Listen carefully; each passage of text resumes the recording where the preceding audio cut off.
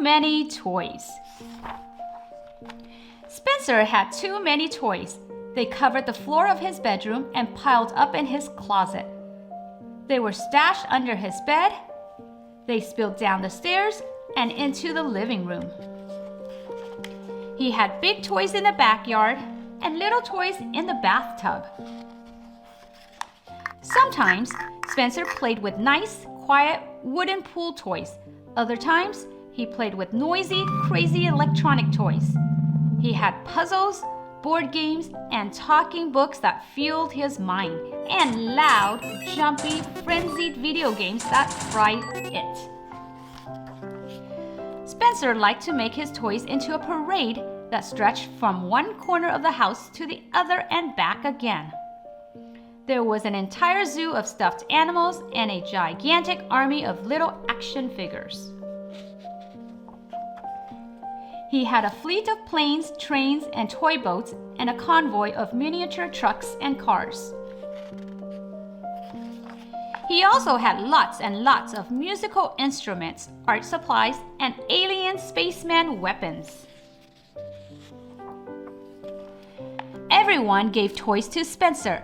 Of course, his mom and dad did, but so did Grandma Bobo and Poppy and Granddaddy and Auntie Mim and Uncle Fred and Cousin Drew. They gave him toys for every holiday, even the 4th of July and his birthday. He also got toys from all his friends on his birthday and on their birthdays too, when he went to their parties. He got toys at the drive-thru with his kid burger, and at school for having lots of peace person points, and at the dentist and the doctor when he didn't squirm. That's a lot of toys.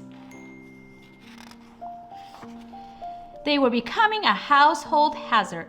Have you ever stepped on a Lego piece in your bare feet? Or a jack? Well, it really hurts, especially if you weigh as much as Spencer's dad. You can also trip on things like railroad tracks and race cars if you're carrying a load of laundry. One day, Spencer's mom had it up to here with all the toys. "Spencer!" she yelled on her way upstairs. "You have too many toys." "That's impossible," thought Spencer. Then she said, "We're going to get rid of some of them." "That is a catastrophe." "Pick out which toys you don't want," she ordered, "and put them in this box." "But I love them all," Spencer cried. "All right," his mother said, "I'll help you." She picked up an alien space ninja. "How about this one? You haven't played with this in years." "But I was just about to."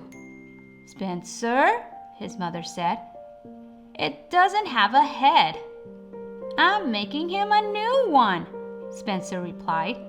"Fine," said Spencer's mother, "but this can definitely go." She put down the alien and picked up a filthy one-eared bunny. "Not Mr. Fluffers! Mom, how could you?" "This one then," she said. "That's Mr. Fluffer's best friend." "This one? Mother, have you forgotten? Grandma Bobo gave me that on my 4th birthday, and I'll never be 4 again, ever." "Oh, please, Spencer," said his mom, rolling her eyes. "Don't be so dramatic." "Okay," she said, "you can keep that one, but I'm giving away this pig and the Johnny Choo Choo." "Tell you what," countered Spencer, "I'll let you have the pig, but I get Johnny Choo Choo." "What are you, a lawyer now?" asked Spencer's mother. "You can keep Johnny Choo Choo, but the cow goes in the box too. Deal?" "How about 2 Gitchy Goomies instead," said Spencer, "and I'll throw in a little peeper of your choice. How about all of them go in the box, or you don't watch TV for a week?" Spencer decided It was in his best interest to agree. Deal! Finally, some toys in the box, sighed Spencer's mom. I had no idea this would be so much work. She plopped down on the floor next to an egg-shaped pirate that bellowed, "Arr, ye scurvy dog! Scurvy dog! Here's another one you can do without," she said. "No problem," said Spencer.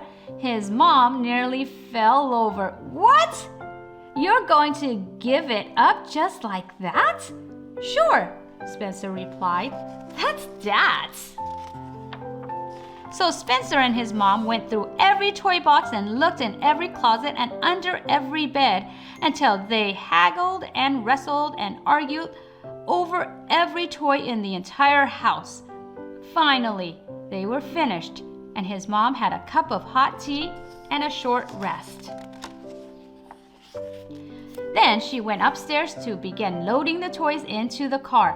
But instead of a nice, neat box of toys all ready to go, she saw a big, messy pile of toys all over the floor. "Spencer!" she screamed.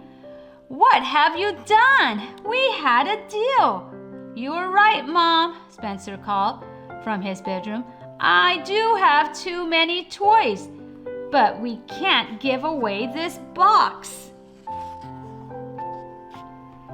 It's the best toy ever."